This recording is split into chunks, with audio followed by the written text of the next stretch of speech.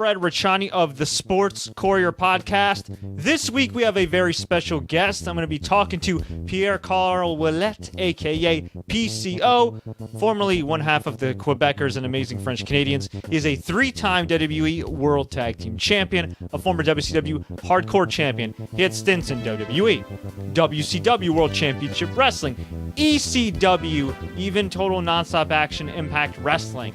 And for a number of years, he had tried to find success. Yes, he was on the big stage, but he felt like he didn't get the shake he deserved, and it took years and years. And after changing his attitude, changing his diet, changing his mindset, changing everything, including his character, and becoming more or less a guy that's like the son of freaking Frankenstein, PCO these last few years has had an incredible career resurgence, and today he can call himself a Ring of Honor World Tag Team Champion and World Six-Man Tag Team Champion as part of the main event stable Villain Enterprises with Brody King and the villain Marty Scurll. So we're going to be chatting with PCO about his decorated career, overcoming unbelievable odds to now be not a one, but a two-time, a double champion in Ring of Honor at the ripe young age of 51. So sit back, relax, and enjoy my chat with PCO. He's traveled all over the globe and continues to kill it, heading into Ring of Honor's MSG debut. We're talking to Pierre-Carl Ouellet, a.k.a. PCO. Mr. PCO, how's it going? I'm great, Fred. How are you?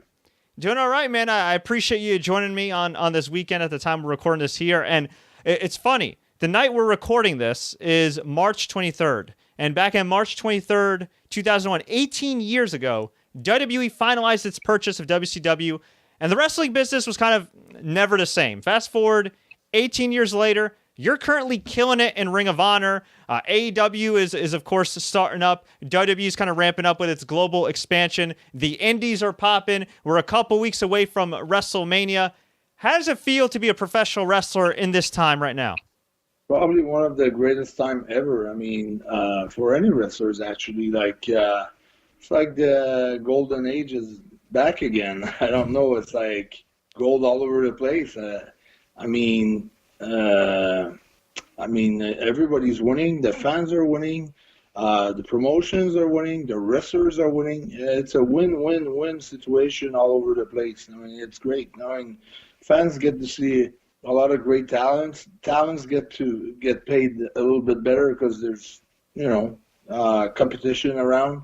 And at the end of the day, the fans are the one who are getting the best product. I mean, and they can choose. Now with social media, they can go on YouTube and watch whatever they like. It's not before you used to be imposed to watch a certain show because that was the only show on the air. Now you can choose to go on the air and check out the show that you like the best. And this is great for the fans. Do you feel like this is kind of like a new age territory days? I mean, of course, you have the major promotions with real money behind them, like AEW, ROH, WWE, and New Japan. But, all Japan is starting to see a bit of a resurgence. Of course, you got Lucha. And as you mentioned, it's so easy to watch all of these. I mean, Honor Club, Ring of Honor, and its streaming service, New Japan World. And do you feel like this day and age is kind of like the old territories, but with more access? Yeah, I think so. I think it's looking like that, but like a different... with a different, let's say it would be like the same car, but with a different car, Yeah.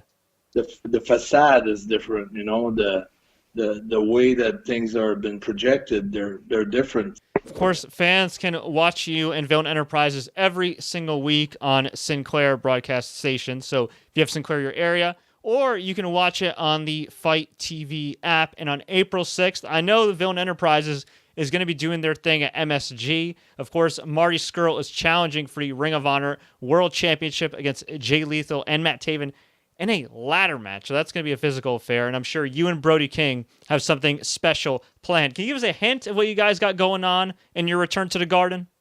No, I mean, just like as usual, expected, unexpected, it's going to be crazy. But I can't say no more. I can say more because I got to keep a few surprises for people that will be in attendance there and people that will be watching on Honor Club and watching throughout different, platform.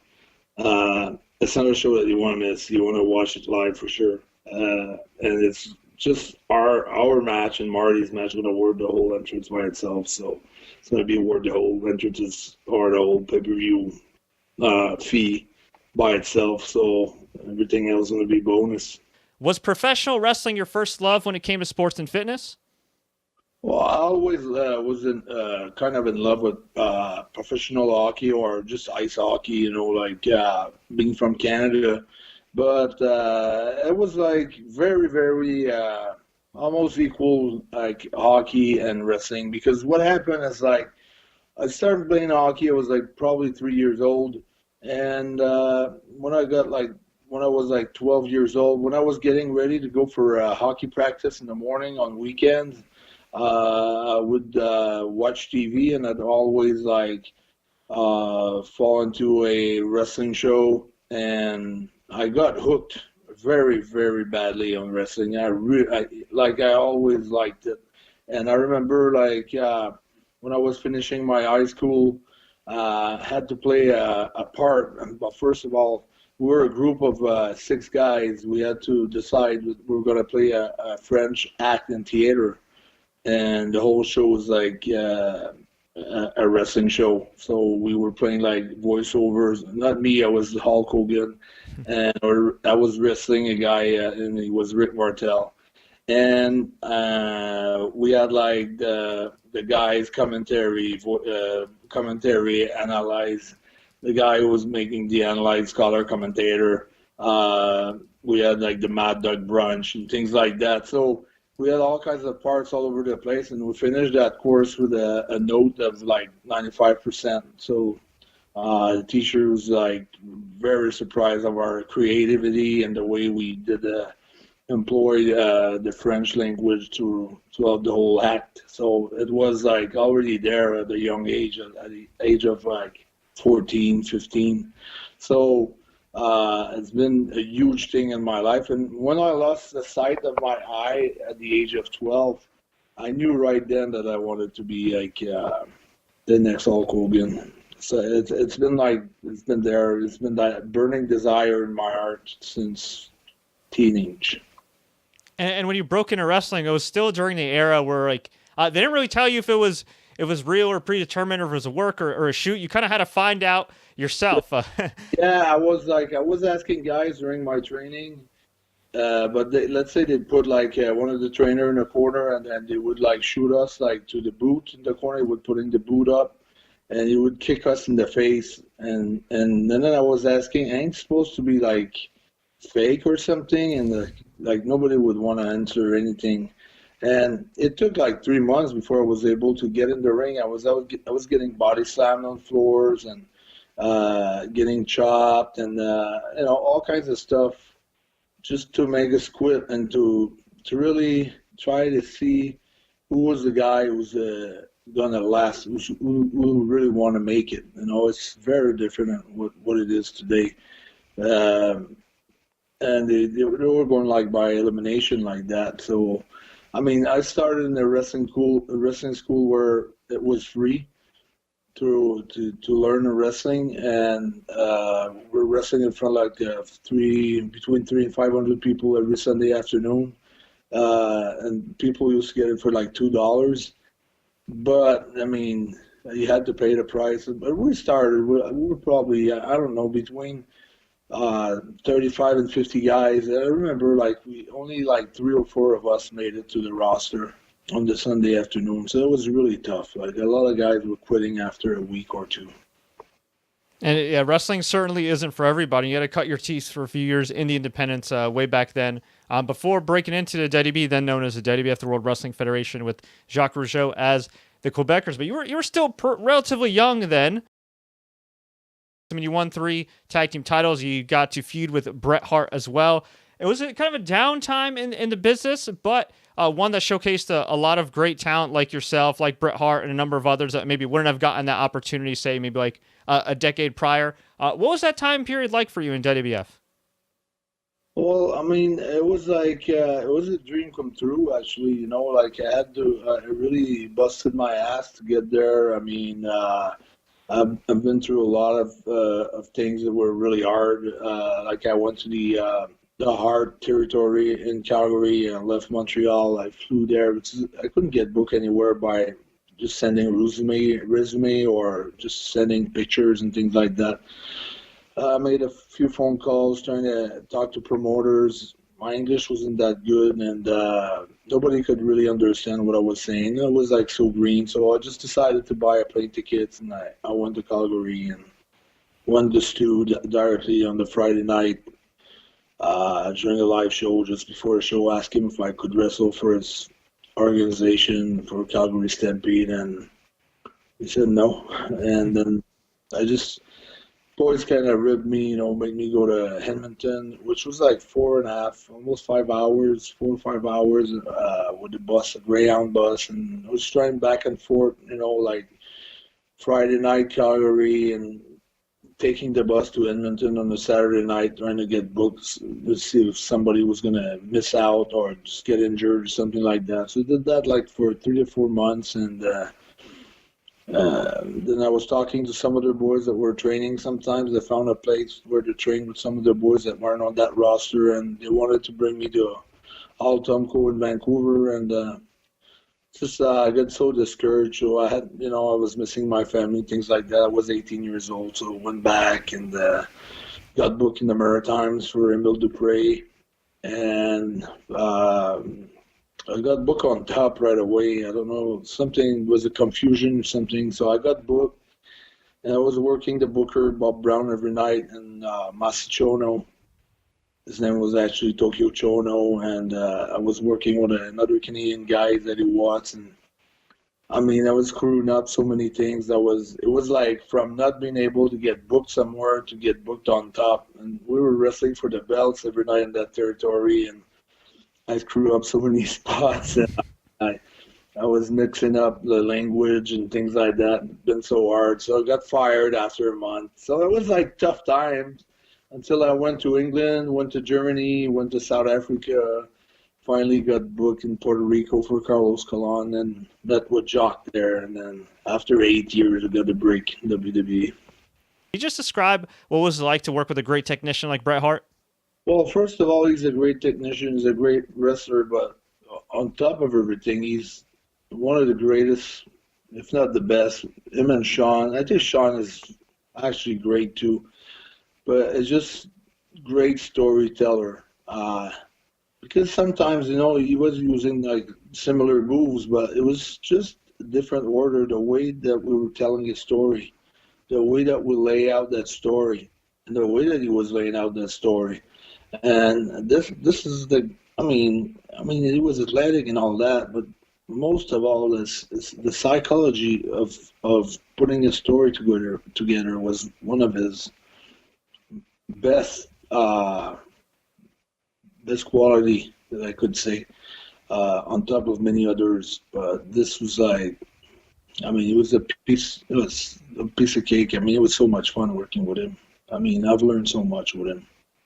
It's just I was like a sponge. I was trying to absorb as much as I could, like every night that I was working with him. I was trying to listen, trying to see, trying to absorb like everything. And this is one of my most enjoyable, favorite, the whole rivalry, the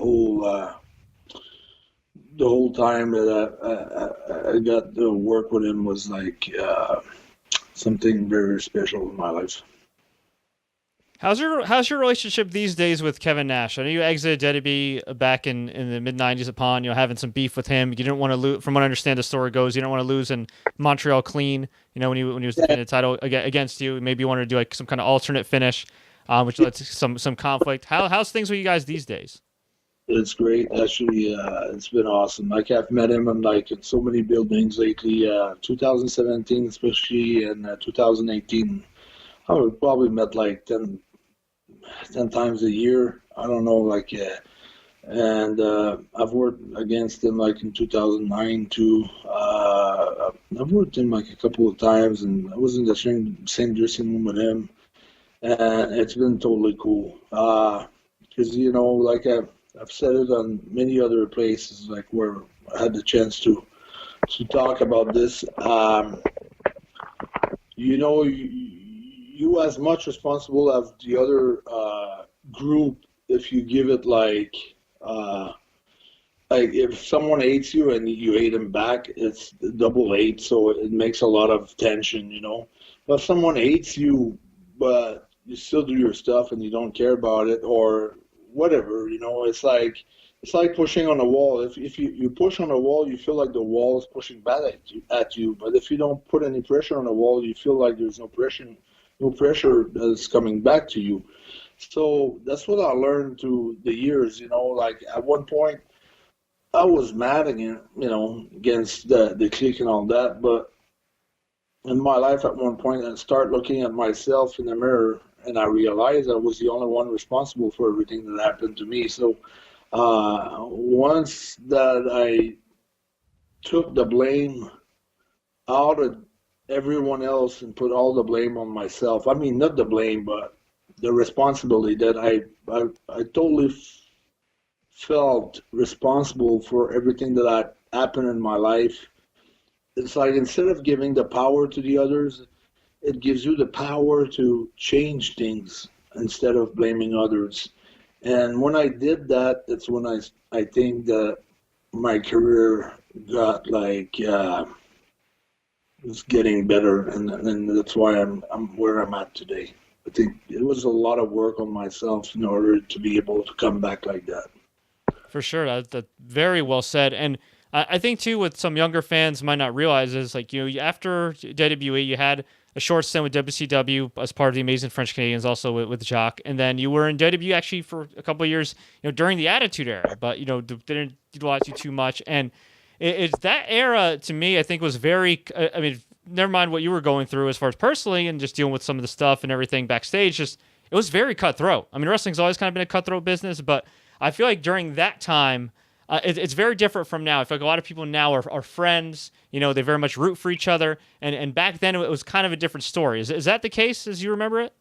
Well, I'm sure my perception is totally different now because I've changed too. But yeah, I felt that back then, and I still feel like that. If you get mixed up in everyone's story, you're gonna start to hate other people that you're not traveling with or that you don't get along with. And it's easy to get round up, 4 or 5 guys, traveling together and talking about the other band of guys traveling together because, you feel like they have a push and maybe they don't deserve it or they're not great workers, but for whatever reason you may think, and it would start, pitching things why it shouldn't be like that and territory's not run well, and that's what creates most of the backstage problems, So I think one of the best things if you're traveling with people is not to get mixed up in stories like that. You gotta keep your thoughts for yourself and just not try to get mixed up in things like that because, I mean, it could be like a career ending, made the wrong move at the wrong time, and it takes a while before you get another chance to get a good chance at it. So for me, I mean, took a lot of things, before I was able to maybe being able to recognize those things were part of, the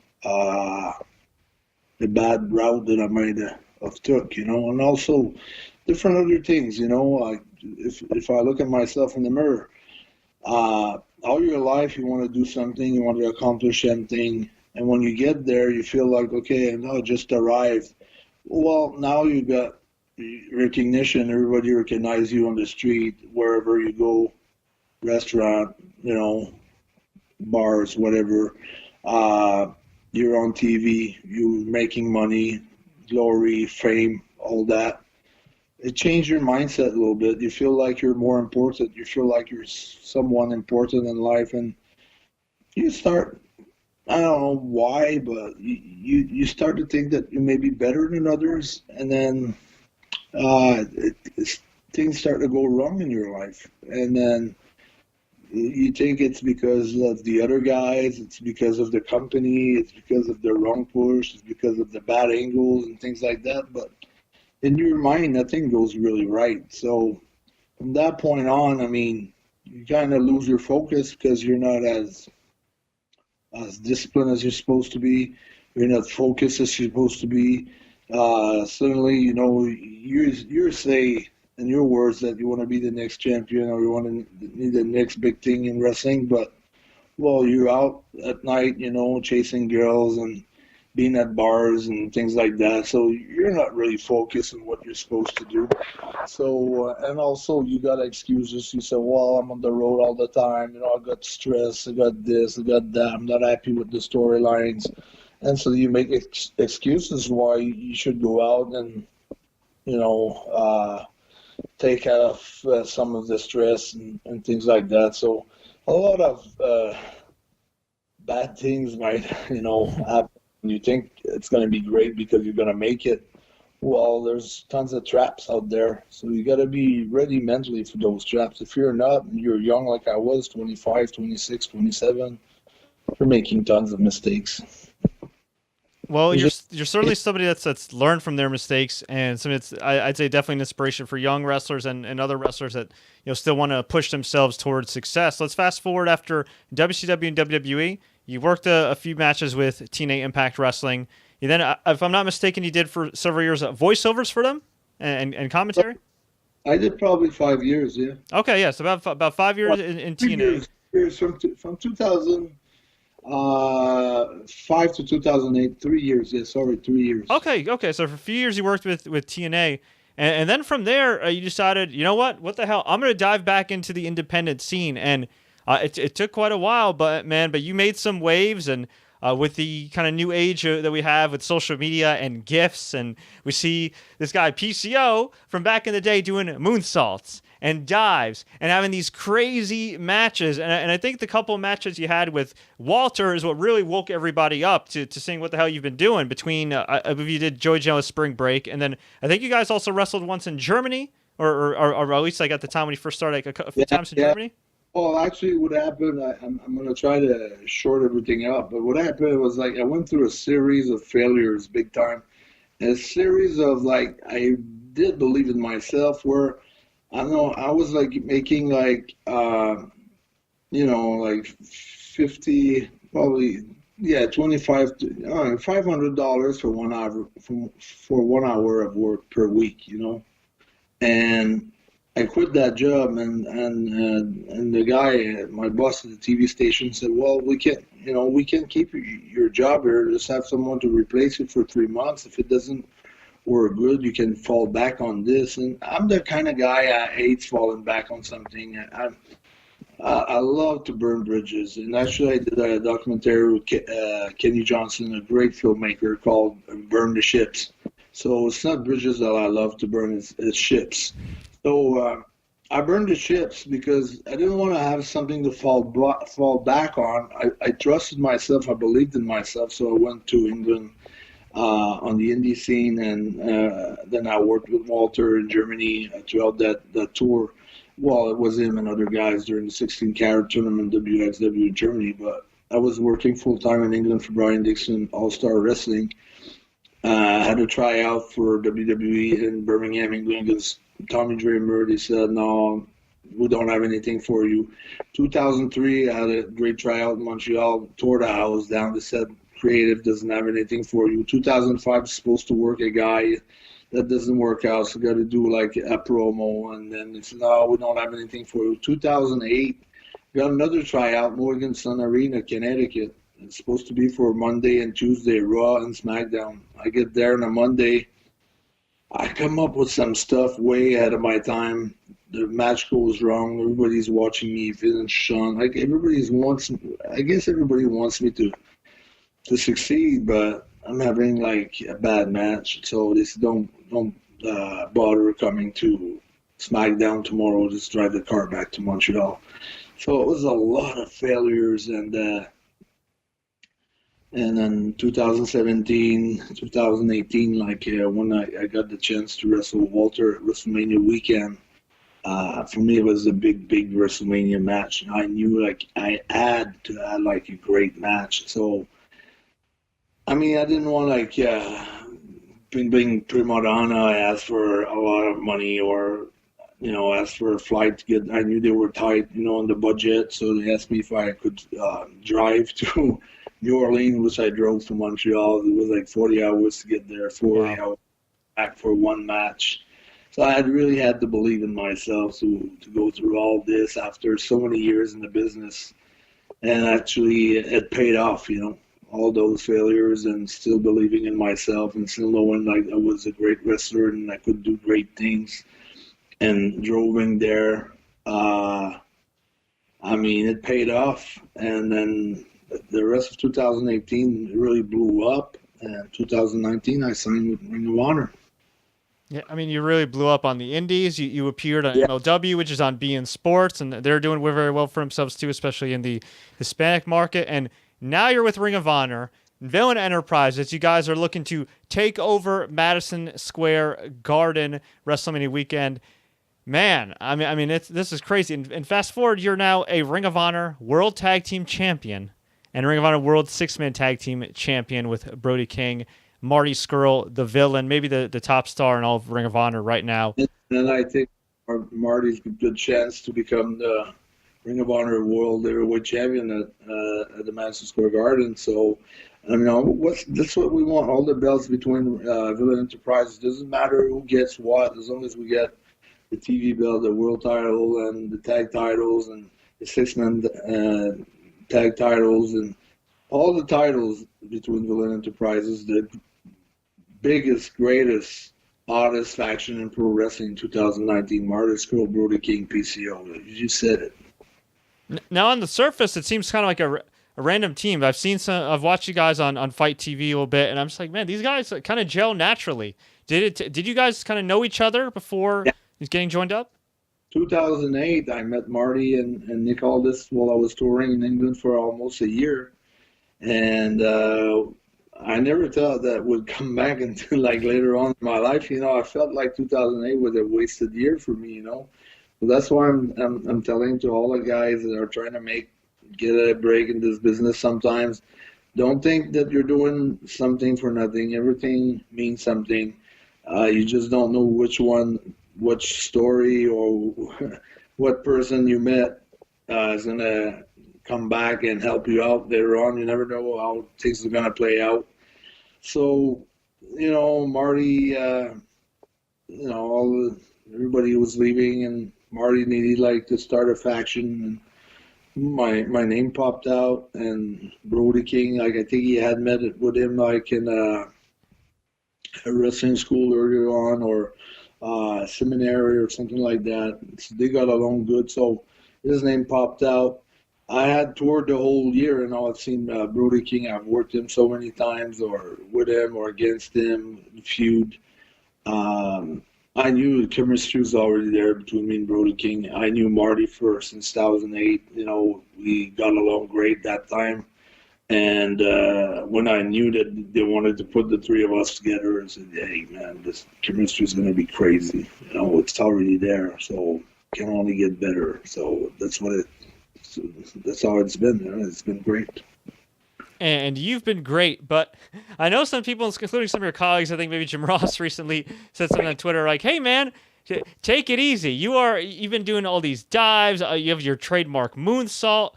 This is some amazing stuff, but obviously it can be really hard on the body as well. How are you feeling, and what allows you to continue to take these amazing risks and just come back every night, besides being Frankenstein's son, of course? Hey, man, it's just because I love it. Like I told Jim, I'm so passionate about this business, so passionate about what I do, that I don't feel the pain. And I'm okay the next day. It's just one of those things where, it's just me. It's just it feels great, doing those things. It's hard to explain. It's really hard to explain, but you're 51 years young, man. yeah, man. I like that. First time I hear something like that, it's great. It's awesome. I like the way you said it. Yeah, that's what it is. And like you said, I'm crushing a big moonsault. I'm doing crazy things that honestly, I'm not trying to, say things that just to increase or to, increase the value to who I am right now. But I'm having my best year ever. I mean, this, I feel like my explosion is at a point where it's never been like that when I take off or I hit the ropes. Or I feel like my speed, my explosion, uh, everything that I do, it's at the best. It's better than ever been. Even better than it was 2018 and 2017, and even better than it was in 95 and 93. I mean, I feel right now that I'm the best wrestler that ever could be or ever was, and it's for some people it's hard to understand, and I totally understand that, but it's really what it is. But like I was saying about talking about discipline, it's like every day early I'm up. If I'm not on the road, I'm in the gym for my first workout. I go for a second workout. I'm doing like I go to trampoline park. I do a bunch of things just to have me quick and alert. Work on my psychology side. I mean, as a person trying to understand life, trying to understand patterns, trying to understand what I have to do in order to get better and really work at it, really work hard at it, and work out in the field that I want to succeed and excel, which is pro wrestling. So I'm really I'm not going out at all.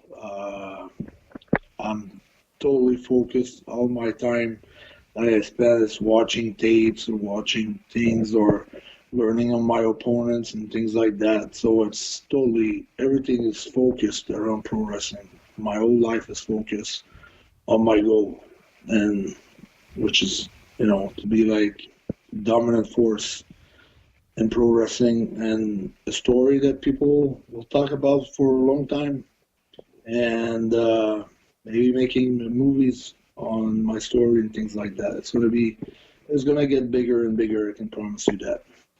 I look at some of your videos that you've done on social media, and they are absolutely fantastic. And yes, you've gotten yourself into tremendous shape and you've gotten better in the ring, but I feel like you've also invested a ton into your character. And, you didn't have any big budgets, you didn't have any major company behind you prior to, Ring of Honor. This is stuff you all did yourself, or I'm sure with a small group of people. What do you think that younger wrestlers can learn from your transformation, not just physically, but character-wise? Because right now you're killing it.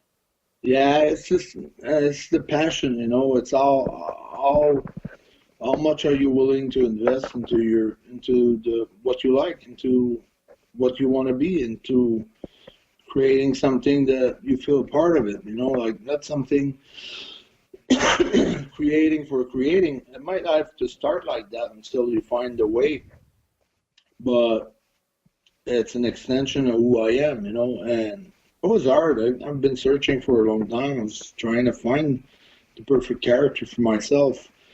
Well, the perfect character for myself was PCO, and PCO was like a Frankenstein. Resurrection in 2017, 2018, and he's been a different guy since then, and it works, and also. The crazy bumps and things like that, it's always been part of me. Now I've got a reason to do them. And like you said, when Jim Ross said, why the big backdrop on top of the apron, well, everybody said Jim Ross, they say it was not human. So people know it makes sense, and it's an extension of who I am really in life. And, I'm the guy willing to do a lot of things in order to succeed. And at that point right now, I put so much discipline into what I do and so much time into what I do. It's like, I don't even want to watch the news on TV, I'd rather watch my opponents or guys that I need to understand their style and just concentrate on what I want to accomplish. That's my thing right now. That's why. And that's why I'm able to be so creative on the videos with Destro, because we're two guys who are so hungry for success that we're willing to do everything. And sometimes you don't know, but we go through a lot of hard times in order to get a video done, because, sometimes we're about short of time before we need to find what we need to find in order to shoot that video. And we're coming out every Monday with something, so it's not something where you can say, "Oh, we're going to take a week off" or something like that. Every Monday we're coming out with something, and sometimes there's a lot of problems coming out with some things, but it challenges us to be the best that we can be and be creative, and it shows through videos, it shows through the wrestling, to everything that I do. The passion comes out. It's what people feel. Ring of Honor World title on the line, Valen Enterprises. It is the G1 Supercard, Ring of Honor, New Japan Pro Wrestling, the IWGP Heavyweight title, Jay White, the champion. That title's going to be on the line Saturday, April 6th, the night before WrestleMania, Madison Square Garden in New York City. If you can't make it there, you can order it online at ROHHonorClub.com and on traditional pay-per-view. Well, I want everybody to come and join me and follow me on my Twitter account at PCO is not human. Every Monday night, we're coming out with a different video, me and Destro. We're going to be performing live on the Poo Spit with Coleman, Caprice Coleman, the host of the show, the Friday the 5th. So that's going to be crazy. And I'm sorry, Destro is your, what's his official title? So fans have seen the videos, they might know of him. For those that don't, who is Destro? He's my creator. He's also like the guy who, my personal trainer, if you want, but it's mostly the creator. So he's the one who asked me when I met with him, if I was willing to pay the price in order to get what I wanted. Promised me that it was going to bring me to the land as long as I was willing to pay the price. So that's what's going on right now. So I'm just paying the price every week, every match is every time that I step into the ring, step into the gym, whatever he wants me to do, I'm willing to do because I want to succeed. So everything in order to succeed, I'm willing to do. So that's why it's been pretty crazy. Well, you're certainly going to be busy WrestleMania weekend. We appreciate the time. Follow him on Twitter at PCO is not human. He is, in fact, not human, but he is a fantastic wrestler to watch. PCO, thank you so much for the time, man. Much appreciated. Thank you, Fred. Thanks to all your fans, to all the listeners, and all the best. See you soon. Thanks a lot.